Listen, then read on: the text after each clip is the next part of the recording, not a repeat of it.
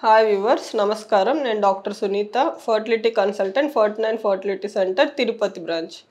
ఈరోజు మనకి ఇండియాలో చాలా కామన్‌గా ఉన్న ప్రాబ్లము లేడీస్‌లో ఎనీమియా గురించి మాట్లాడుకుందాం. ఎనీమియా ప్రెగ్నెన్సీ టైంలో రాకుండా ఎటువంటి జాగ్రత్తలు తీసుకోవాలి? ఉన్న వాళ్ళలో ఎట్లాంటి ప్రాబ్లమ్స్ రావచ్చు? ఉన్న వాళ్ళకి ప్రెగ్నెంట్ అయిన వాళ్ళు ఎలా ట్రీట్మెంట్ తీసుకోవాలి అని ఈ విషయాల గురించి మాట్లాడుకుందాం.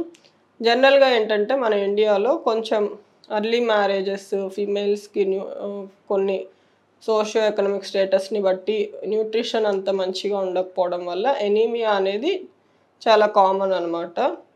అండ్ సో, దీనికి ఏం చేయాలంటే జనరల్‌గా టీనేజ్ అయిన తర్వాత మ్యారేజ్ ఏజ్‌కి వచ్చినప్పుడు జనరల్ చెకప్ చేసుకోవడము, వాళ్ళ హిమోగ్లోబిన్ పర్సెంటేజ్ ఎలా ఉంది అని చూసుకోవడము, ఇవన్నీ మ్యాండేటరీ అనమాట. హిమోగ్లోబిన్ లెవెల్ చాలా తక్కువగా ఉంది అంటే గనక మెడిసిన్స్ ద్వారా మనం ట్రీట్మెంట్ అనేది చేసుకోవచ్చు. అలా కాకుండా ఫస్ట్ నుంచే ప్రాపర్ న్యూట్రిషన్ మెయింటైన్ చేయడం వల్ల, అంటే ఎటువంటి న్యూట్రిషన్ అంటే iron rich, protein rich food తీసుకోవడం వల్ల ఎనీమియా అనేది రాకుండా చూసుకోవచ్చు. కొంతమందిలో పీరియడ్స్ టైంలో మరీ హెవీగా బ్లీడింగ్ అవుతున్న 10 డేస్ అట్లా అవుతున్నా గూడా కొందరు ఎవరికీ చెప్పకుండా ఉంటారు. సో, అలా బ్లడ్ లాస్‌ని కూడా కంట్రోల్ చేసుకోవడం వల్ల గూడా ఎనీమియా అనేది తగ్గించుకోవచ్చు.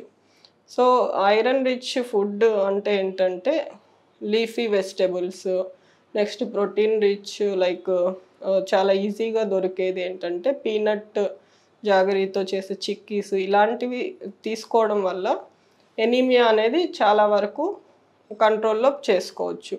సో, ఎనీమియా ఉండి ప్రెగ్నెంట్ అయిన వాళ్ళలో ఎటువంటి ప్రాబ్లమ్స్ వస్తాయి? సో, బ్లడ్ తక్కువుండి ప్రెగ్నెన్సీ రావడం వల్ల బేబీకి గూడా డిఫెక్ట్స్ అంటే వెయిట్ చాలా తక్కువగా పుట్టడము, ప్రీటర్మ్ డెలివరీస్ అవ్వడము, నెక్స్ట్ వుమెన్‌లో ప్రెగ్నెంట్ అప్పుడు బీపీ రావడము, ఎర్లీగా డెలివరీ అవ్వడము, బ్లడ్ లాస్ అయితే ఈజీగా అంటే బ్లడ్ ఆల్రెడీ తక్కువ ఉన్న వాళ్ళలో ఈ బ్లడ్ లాస్‌ని టాలరేట్ చేసే కెపాసిటీ గూడా చాలా తక్కువుంటుందనమాట.